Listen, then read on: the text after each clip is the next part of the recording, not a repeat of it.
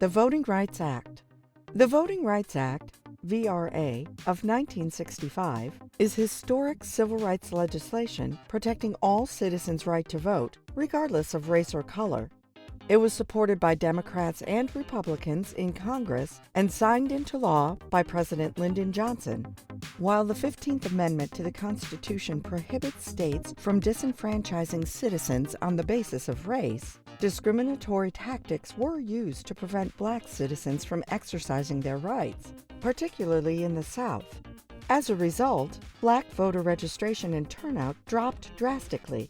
Voting rights were at the forefront of the civil rights movement of the 1950s and 60s.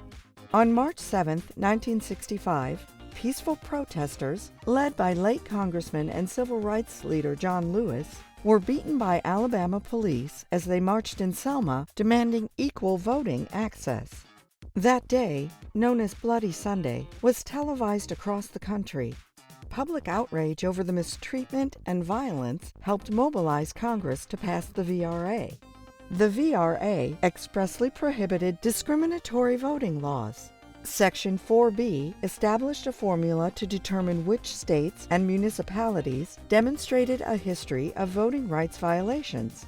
Section 5 required those jurisdictions to obtain federal approval before changing voting rules. The impact was immediate.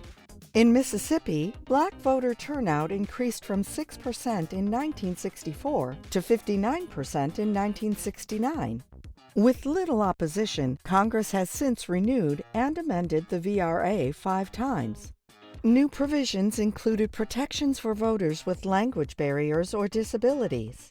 Then, in 2010, officials from Shelby County, Alabama, challenged the act, arguing that Sections 4B and 5 were unconstitutional because they infringed on states' rights. 3 years later, in Shelby County v. Holder, the Supreme Court ruled that Section 4B, the pre-clearance formula, was outdated. Chief Justice Roberts argued it was no longer relevant because the country had largely achieved racial parity in voter registration and turnout. Without this formula, Section 5 is unenforceable. States may change voting laws without federal approval. In her dissent, Justice Ginsburg warned that pre-clearance is needed to stop continued discrimination. Removing it, quote, is like throwing away your umbrella in a rainstorm because you are not getting wet, end quote. Immediately following the court's decision, states began changing voting laws. Since 2013, 22 states have enacted new voting restrictions, and more than 1,600 polling places have been closed in states that had previously fallen under the jurisdiction of the VRA.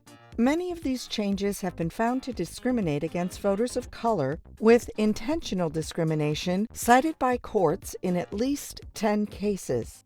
In December 2019, the Democratic-controlled House voted to restore the VRA, introducing a new formula for pre-clearance and requiring states to get federal approval for election changes that discriminate against voters of color or language minorities. Companion legislation, named after the late Congressman John Lewis, has been introduced in the Republican-controlled Senate but has not yet been brought to a vote.